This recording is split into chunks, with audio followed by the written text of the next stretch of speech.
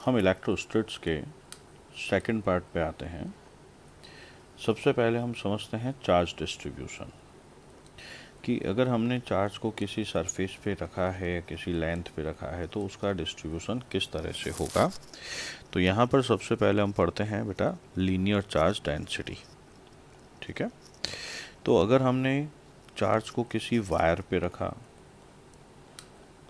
मान लीजिए capital Q charge था, वायर की लेंथ एल थी, तो यूनिट लेंथ पे चार्ज कितना हो गया क्यू बाई एल, जिसे हम प्रिसाइसली कहना चाहेंगे तो d q by d l से रिप्रेजेंट करेंगे इस तरह से। तो इसका यूनिट हो गया coulomb per metre. Linear charge distribution conductor और इंसुलेटर दोनों पर हो सकता है।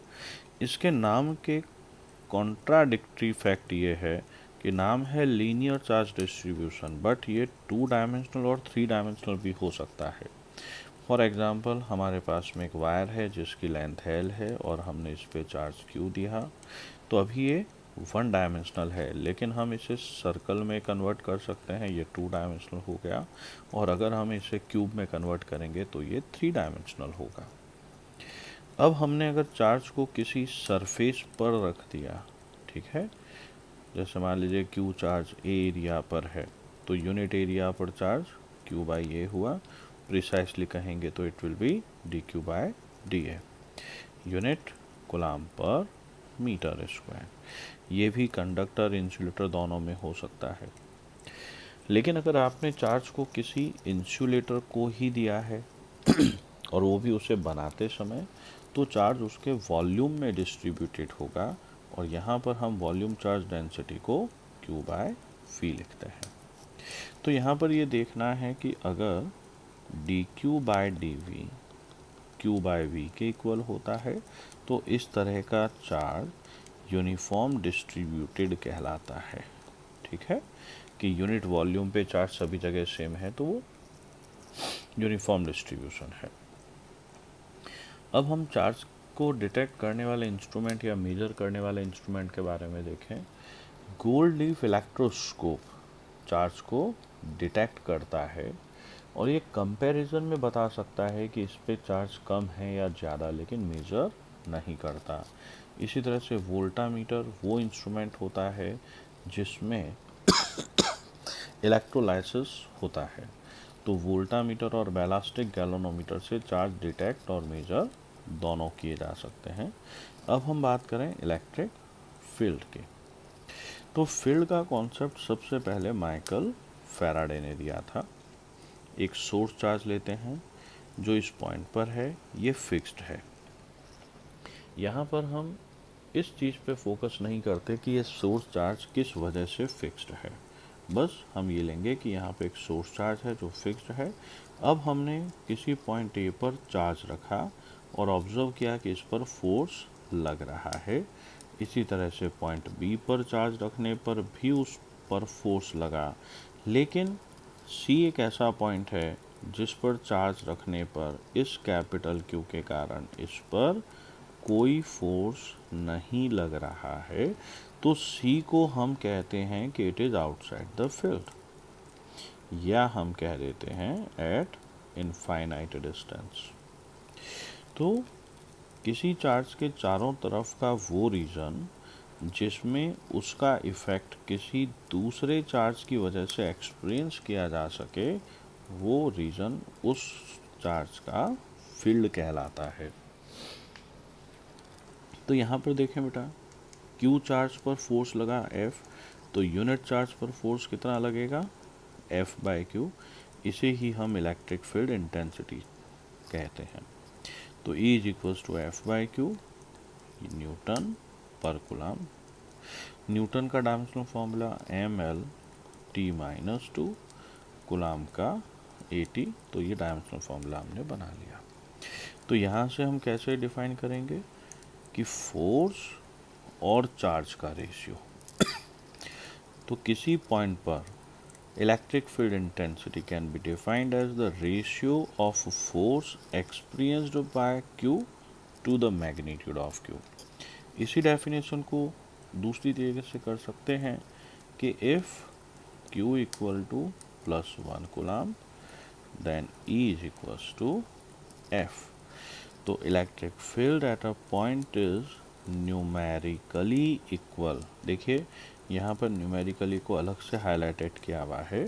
तो electric field at a point is numerically equal to force experienced by unit positive charge placed at that point. अगर इस डेफिनेशन में हम न्यूमेरिकली इक्वल नहीं लेंगे जैसा कि इक्वेशन में दिख रहा है, तो ऐसा लिखना गलत होगा। क्यों? क्योंकि ये दोनों अलग अलग क्वांटिटी हैं, तो ये सेम नहीं हो सकती, इनके मैग्नीट्यूड सेम हो सकते हैं। अब हम इलेक्ट्रिक फील्ड को डिफाइन करने के लिए जो टेस्ट चार्ज लेते हैं उसको लीस्ट लिया जाता है। अगर टेस्ट चार्ज लीस्ट नहीं होगा तो वो सोर्स चार्ज के फील्ड को बदल सकता है। अब हम इलेक्ट्रिक फील्ड के डायरेक्शन के बारे में बात करें। जिस पॉइंट पर इलेक्ट्रिक फील्ड के डायरेक्शन फाइंड करनी है वहाँ पर टेस्ट चार्ज रखा जाता है जो बाय कन्वेंशन पॉजिटिव है। तो direction of electric field at a point is same as that of direction of force experienced by test charge at that point. तो यहाँ पर अगर हमारे पास में पॉजिटिव चार्ज है और यहाँ पे हमने टेस्ट चार्ज रखा, तो इस टेस्ट चार्ज पर फोर्स इस तरफ लगेगा रिपल्सन का, तो इस सोर्स चार्ज की वजह से इलेक्ट्रिक फील्ड इस तरफ है। और अगर सोर्स चार्ज हमारे पास में नेगेटिव होता है तो इलेक्ट्रिक फील्ड इस तरफ होगा। ठीक है, यहीं पे हम एक चीज़ और समझते हैं कि हमने एक सोर्स चार्ज लिया पॉजिटिव, जिसकी वजह से हम समझ गए कि इलेक्ट्रिक फील्ड रेडियली आउटवर्ड है। यहाँ पर हमने एक नेगेटिव चार्ज रखा -Q2, जिस पर अट्रैक्शन का फोर्स इस तरफ होगा। एक पॉजिटिव चार्ज रखा +Q1, जिस पर रिपल्सन का फोर्स इस तरफ होगा। ध्यान से देखें तो पॉजिटिव चार्ज पर फोर्स इलेक्ट्रिक फील्ड के पैरेलल है और नेगेटिव चार्ज पर फोर्स इलेक्ट्रिक फील्ड के एंटी पैरेलल है। ये हम इस डायग्राम से भी कंफर्म कर सकते हैं कि अगर हमारे पास में सोर्स चार्ज नेगेटिव है तो इलेक्ट्रिक फील्ड इस तरफ होगा, और उस केस में -Q2 पर फोर्स नेगेटिव में रिपल्सन इस तरफ है। तो देखिए यहाँ पर भी नेगेटिव चार्ज पर फोर्स इलेक्ट्रिक फील्ड के एंटी पैरेलल है। तो नेगेटिव चार्ज पर फोर्स इलेक्ट्रिक फील्ड के एंटी पैरेलल डायरेक्शन में लगता है और पॉजिटिव चार्ज पर फोर्स इलेक्ट्रिक फील्ड के पैरेलल लगता है।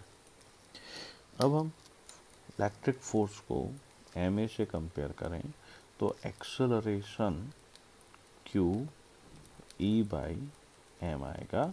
तो यहाँ पर एक इम्पॉर्टेंट कॉन्सेप्ट आता है कि acceleration of charge particle in electric field is inversely proportional to mass, whereas acceleration of a particle in gravitational field does not depends on mass.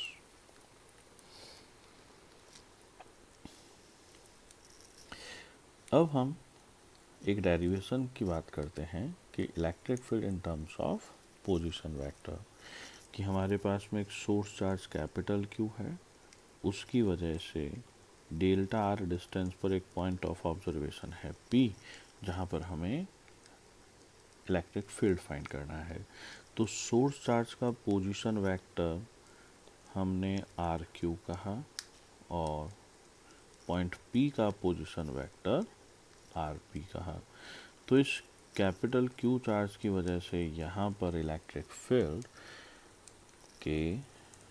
Q by distance का square and delta R cap, हम unit vector को vector upon its modulus भी लिख सकते हैं। तो वैसा लिखने पर हमारे पास में ये आ गया।